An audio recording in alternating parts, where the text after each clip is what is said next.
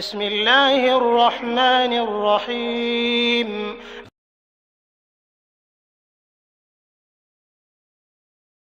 إن الحمد لله نحمده ونستعينه ونستغفره ونؤمن به ونتوكل عليه ونعوذ بالله من شرور أنفسنا ومن سيئات أعمالنا من يهده الله فلا مضل له ومن يضلله فلا هادي له ونشهد أن لا إله إلا الله وحده لا شريك له ونشهد أن محمدا عبده ورسوله أرسله بالحق بشيرا ونذيرا وداعيا إلى الله بإذنه وسراجا منيرا إن الله وملائكته يصلون على النبي يا أيها الذين آمنوا صلوا عليه وسلموا تسليما اللهم صل على محمد وعلى آل محمد وبارك وسلم عليه أما بعد يا أيها الناس اتقوا ربكم الذي خلقكم من نفس واحدة وخلق منها زوجها وبث منهما رجالا كثيرا ونساء واتقوا الله الذي تساءلون به والأرحام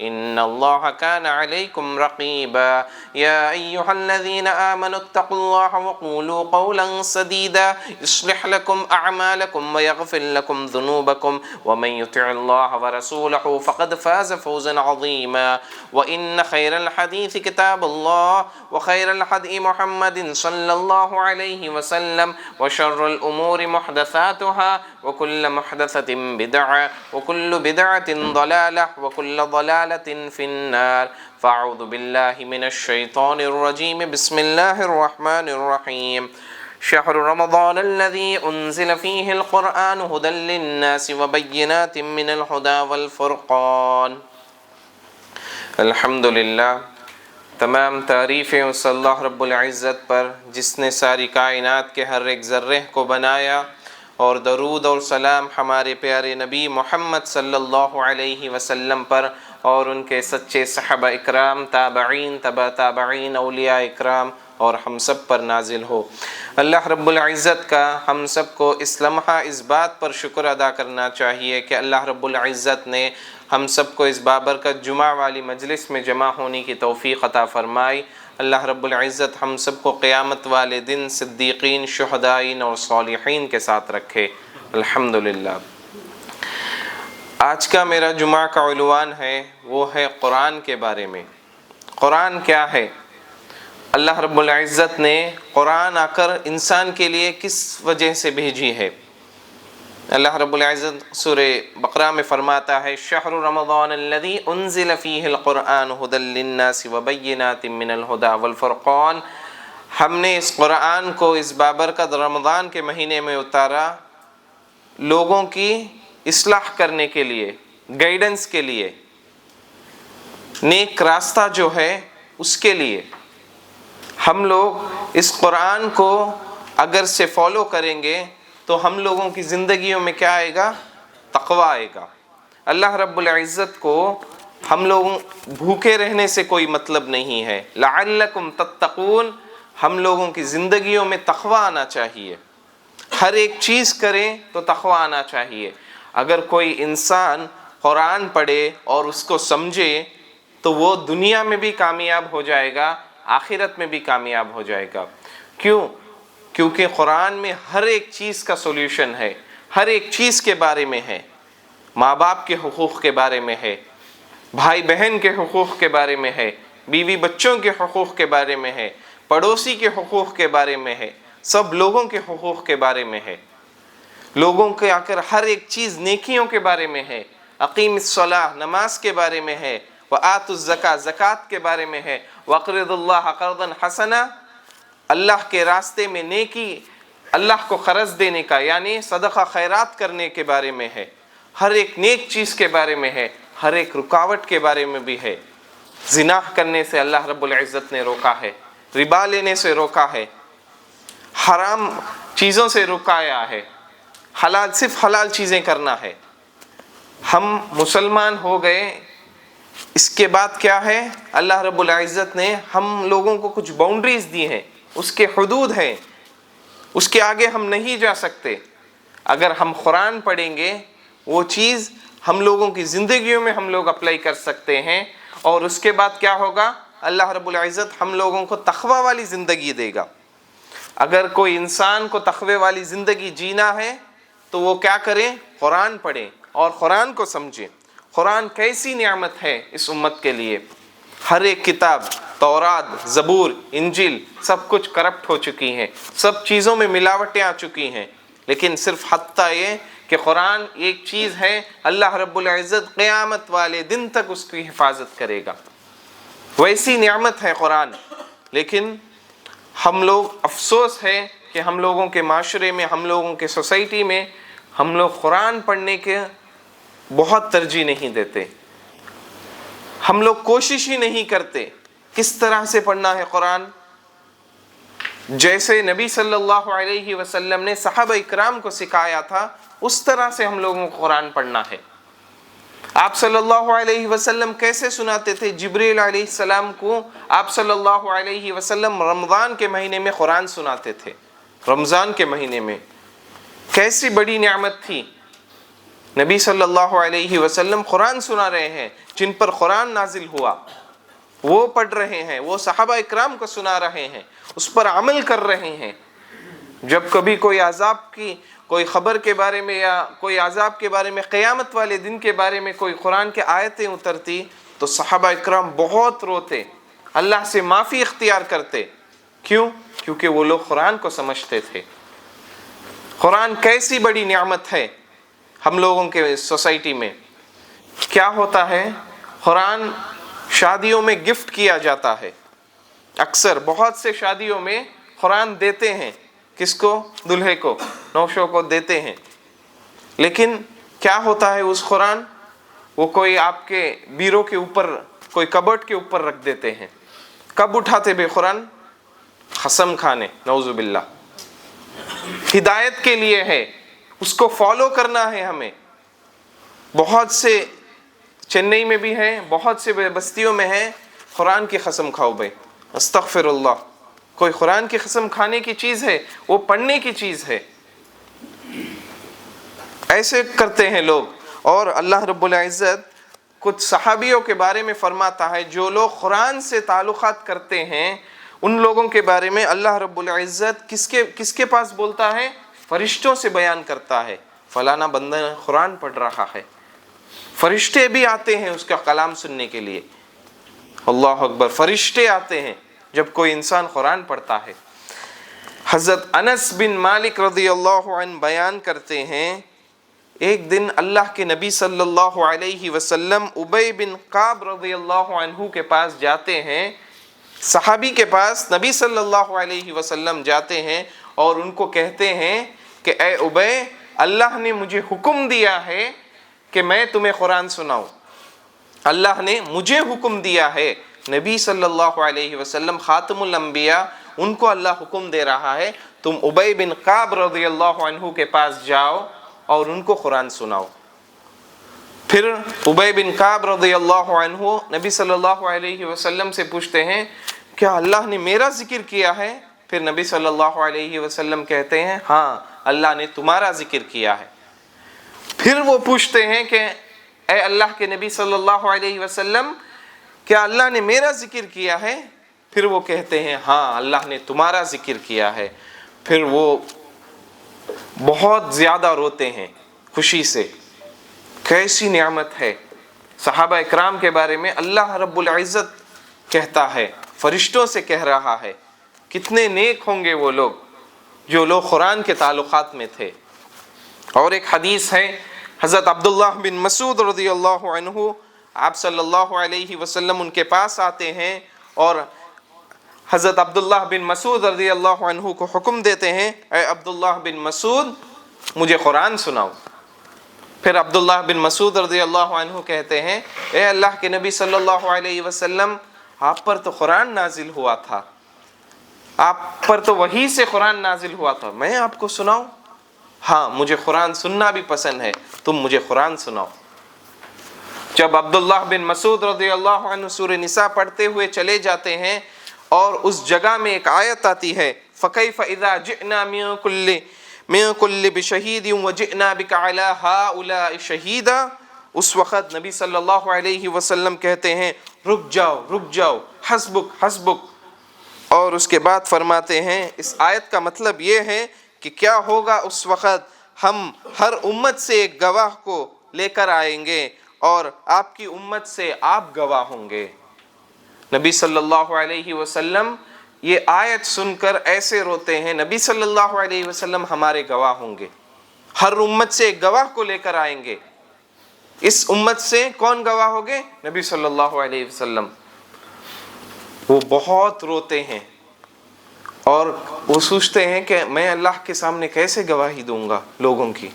اللہ اکبر. نبی کی یہ حالت ہے قیامت والے دن. کیسی نعمت ہے قرآن. ہم اگر سے اس قرآن کو فالو کریں گے تو دنیا میں بھی اللہ رب العزت ہمیں کامیاب کر دے گا. بہت سے چیزیں، ہر ایک چیز اس پہ بیان ہے. ان الصلاۃ کانت علی المؤمنین کتابا موقوتا. بے شک نماز کو اس کے اصل وقت میں پڑھنا چاہیے. نماز اس کے مقرر وقت میں ہم لوگوں کو پڑھنا چاہیے. ہم کامیاب ہوں گے. حکم کس میں ہے؟ قرآن میں ہے. زکوٰۃ دینا چاہیے. قارون کو اللہ موسیٰ علیہ السلام نے زکوٰۃ دینے کا حکم دیا تو اس نے کیا کہا؟ میں نے محنت سے کمایا ہے، میں نہیں دوں گا. اللہ رب العزت نے کیا کیا؟ اس کو زمین میں دھسا دیا، زکوٰۃ نہیں دیا وہ.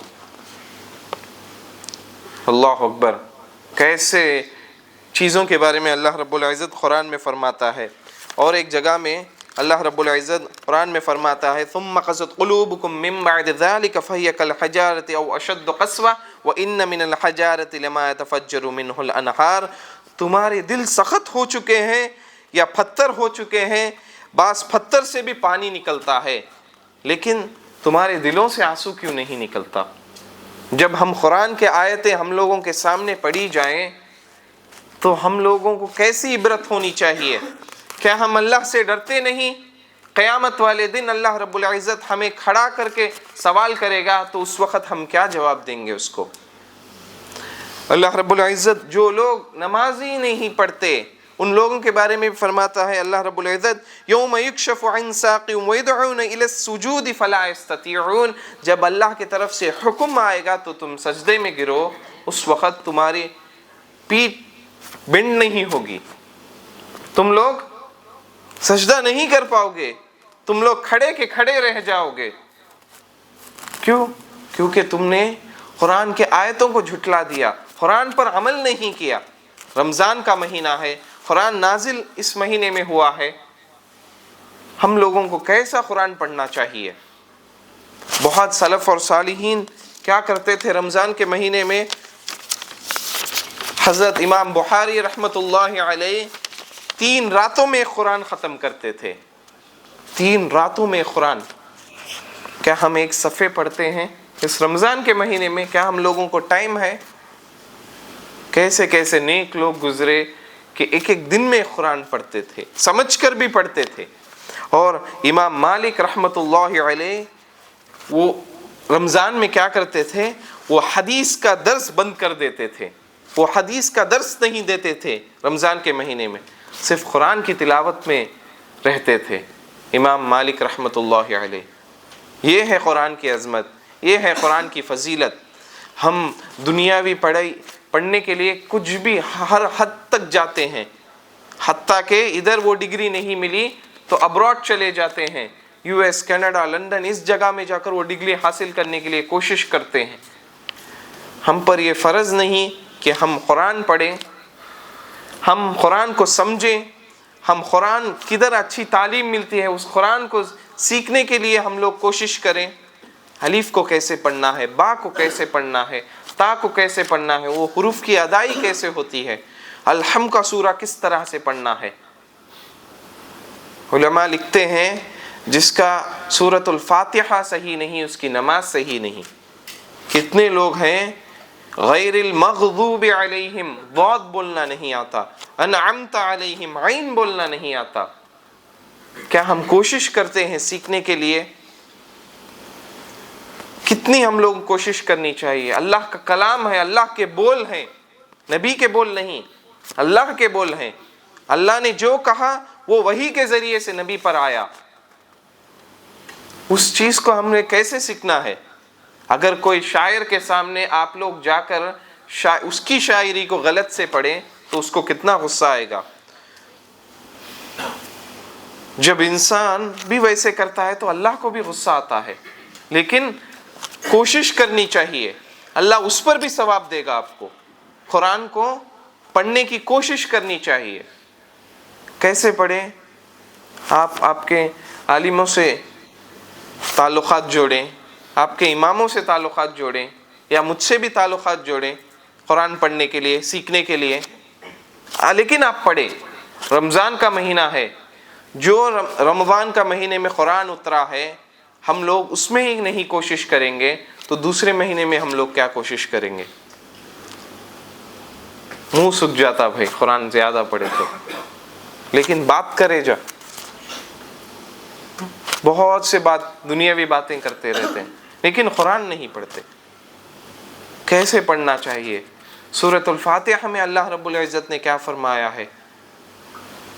سورۃ البقرہ میں اللہ رب العزت نے کیا فرمایا ہے؟ سورہ نساء میں کیا فرمایا ہے؟ ہر ایک چیز کا سولوشن کس میں ہے؟ قرآن میں ہے. جب انسان اس چیز پر عمل کرے گا، اس چیز کو فالو کرے گا جو اللہ کے بول ہیں، وہ دنیا میں بے شک اللہ کی قسم وہ کامیاب ہو جائے گا اور آخرت میں بھی کامیاب ہو جائے گا. کیسے؟ قرآن کو فالو کرنے سے. ویسی نعمت ہے قرآن، دوسری امتوں کے پاس نہیں ہے. انجیل بدل چکا ہے، تورات بدل چکا ہے، زبور بھی بدل چکا ہے، لیکن قرآن وہی ہے جب نبی کے پاس اترا تھا. قیامت والے دن تک وہی ہوگا. صرف انسان کو پڑھنا چاہیے.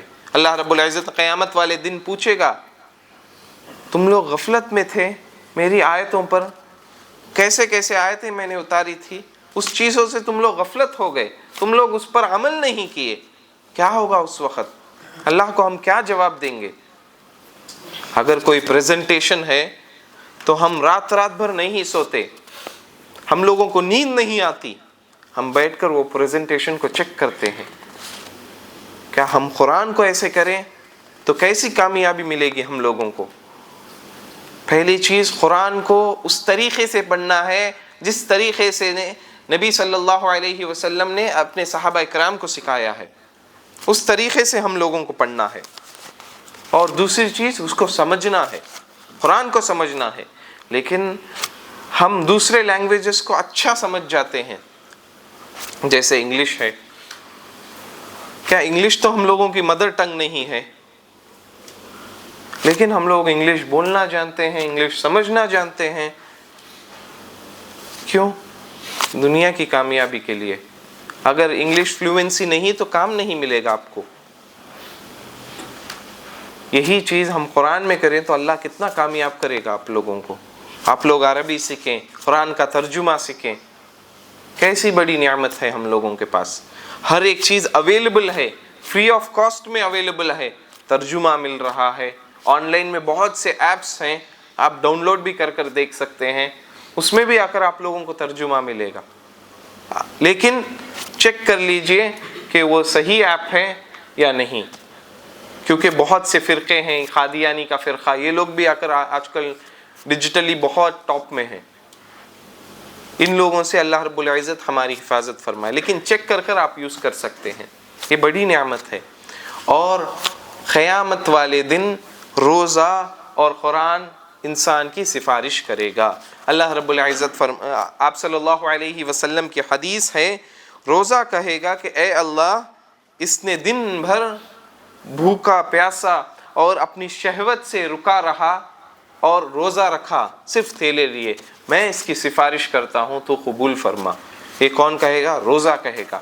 اور قرآن بھی وہ کہے گا، قرآن اس کے بعد کہے گا کہ اے اللہ، یہ راتوں میں میری تلاوت کرتا تھا، تو اس کے حق میں میری سفارش کو قبول فرما.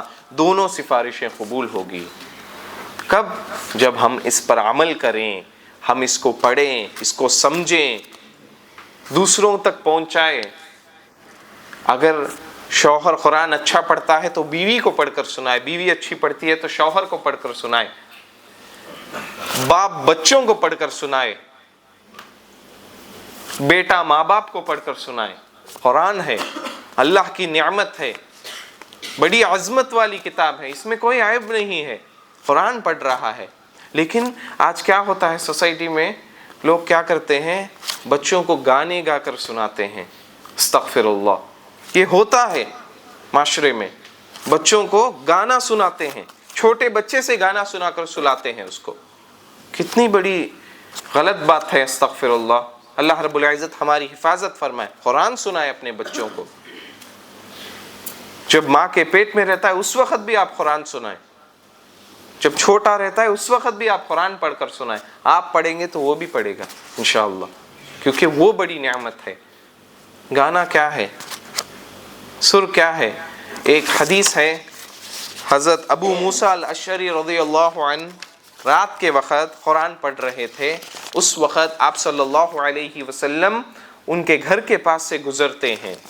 آپ صلی اللہ علیہ وسلم کچھ دیر قرآن سن کر چلے جاتے ہیں اور دوسرے دن فرماتے ہیں، ابو موسیٰ الاشعری، اللہ رب العزت نے تمہیں داؤد علیہ السلام کے سروں میں سے ایک سر دے دیا ہے. کیسے پڑھتے تھے، اللہ اکبر. نبی کھڑ کر سن رہے ہیں ان کا قرآن کو. حدیث ہے داؤد علیہ السلام، سب سے بہترین آواز کس کی ہے؟ داؤد علیہ السلام کی. ان کے سروں میں سے ایک سر اللہ نے تمہیں دے دیا ہے. کون کہہ رہے ہیں؟ نبی صلی اللہ علیہ وسلم کہہ رہے ہیں. اور میں آپ لوگوں سے پوچھتا ہوں، رمضان کا مہینہ ہے، کتنے لوگ ہیں کہ قرآن شروع کر چکے ہیں؟ کتنے لوگ شروع کر کے ختم کر چکے ہیں؟ الحمدللہ. اگر کسی نے نہیں شروع کیا ہے تو وہ آپ آج سے شروع کریں، کیونکہ ہر ایک لفظ کی 10 نیکیاں نہیں 70 نیکیاں ہیں. الف کو 70 نیکی، لام کو 70 نیکی، میم کو 70 نیکی، 210 نیکیاں ہیں رمضان کے مہینے میں اگر آپ قرآن پڑھیں تو. رمضان بونس کا مہینہ ہے، مغفرت کا مہینہ ہے. ہر ایک نعمت اللہ رب العزت کی اس مہینے میں ہے. لوگ کہتے ہیں کہ مسلمان کھاتے نہیں ہیں اس مہینے میں، وہ ہم لوگ بہت زیادہ کرتے ہیں. سب لوگوں کو پتا ہے رمضان کے مہینے میں کیسے کیسے نعمتوں کو اللہ رب العزت ہم سب کو کھلاتا ہے، کیسی نعمتیں کھلاتا ہے. وہ عام دنوں میں ہم لوگ نہیں کھاتے لیکن رمضان میں کھاتے ہیں. لیکن بھوک اور پیاسے رہتے ہیں، لیکن اس کے بعد ہم لوگ بہت زیادہ کھاتے ہیں. سب لوگوں کو پتا ہے، وہ لوگ جانتے ہیں کون کتنا کھاتا ہے. رمضان کے مہینے میں نعمت والا مہینہ ہے، برکت والا مہینہ ہے، مغفرت والا مہینہ ہے. آپ صلی اللہ علیہ وسلم کی ایک حدیث ہے، آپ صلی اللہ علیہ وسلم نے فرمایا، بدترین شخص، بانصیب شخص وہ ہے جس کو رمضان کا مہینہ ملا اور رمضان کا مہینہ چلا گیا اور اس نے اس کی مغفرت نہ کروائی. لوگ کیا کرتے ہیں، رمضان کا مہینہ ہم لوگوں کے پاس آیا ہے اور اللہ کے پاس ہم لوگ معافی نہیں طلب کیے. کتنا بدترین شخص ہوگا وہ جس کو رمضان کا مہینہ حاصل ہوا اور وہ اس کی نعمتوں سے محروم ہو گیا، اس نے اپنی مغفرت نہیں کروائی اللہ رب العزت سے. بانصیب شخص ہے وہ جس نے یہ کیا. کتنے لوگ ہم لوگوں کے ساتھ تھے پچھلے رمضان، اس رمضان نہیں ہیں. کتنے لوگ پچھلے مہینے ہم لوگوں کے ساتھ تھے، اس مہینے نہیں ہیں. کتنے لوگ رمضان کے ایک دن کے پہلے تک ہم لوگوں کے ساتھ تھے، لیکن چاند رات کے دن بھی انتقال ہو گیا، پہلے دن بھی انتقال ہو گیا. کیا ہم لوگ کتنے نصیب والے ہیں کہ اللہ رب العزت نے ہم کو رمضان کا مہینہ عطا کیا، بابرکت والا مہینہ عطا کیا، قرآن کا مہینہ عطا کیا، مغفرت والا مہینہ عطا کیا. کیا ہم لوگ اس چیزوں کا فائدہ نہیں اٹھانا چاہیے؟ بونس والے مہینے، جب تجارت والے انسان کیا کرتے ہیں، جب تجارت کا مہینہ آتا ہے تب سمر سیزنز آتے ہیں، جیسے آپ ایگزیبیشنز میں دیکھیں سمر آتا ہے تو اس وقت وہ لوگ کیا کرتے ہیں، بزنس کے لیے، بزنس بڑھانے کے لیے وہ لوگ سٹال ڈالتے ہیں. وہ لوگ ہر قسم کی کوشش کرتے ہیں، وہ لوگ زیادہ سے زیادہ منافع کمائیں، زیادہ سے زیادہ فائدہ کریں اپنے آپ کو. کس لیے؟ دنیاوی کے لیے. کتنا بڑا بونس کا مہینہ ہے رمضان، ہر ایک چیز اس میں مل جاتی ہے، قرآن مل جاتا ہے، نعمتیں مل جاتی ہیں، اللہ کی رحمت مل جاتی ہے، صرف یہ کہ ہم لوگوں کو عمل کرنا چاہیے، ہم لوگوں کو عمل کرنا چاہیے اور اپنے آپ میں تقوی اختیار کرنا چاہیے۔ اللہ رب العزت سے دعا ہے کہ اللہ رب العزت ہم سب کو کہنے سننے سے زیادہ عمل کی توفیق عطا فرمائے اور قرآن پر عمل کرنے والا انسان بنائے، اور جس طرح سے نبی کریم صلی اللہ علیہ وسلم نے قرآن سکھایا اس طرح سے ہم بھی قرآن پڑھیں اور ہم قرآن کو سمجھیں اور اس کے حلال اور حرام کو جانیں، اس پر آ کر ہر ایک چیز پر، قرآن کی ہر ایک چیز پر ہم عمل کریں۔ اللہ رب العزت ہم لوگوں کے روزوں کو قبول فرمائے، فلسطین کی حفاظت فرمائے، غزہ کی حفاظت فرمائے، مسجد اقصیٰ کی حفاظت فرمائے۔ اللہ رب العزت ہم سب کو نماز کا پابند بنائے، آمین۔ بارک اللہ لنا ولکم فی القرآن المجید ونفعنا وإیاکم بالآیات والذکر الحکیم، انہ تعالی جواد کریم ملک بر رؤوف رحیم ورب حلیم۔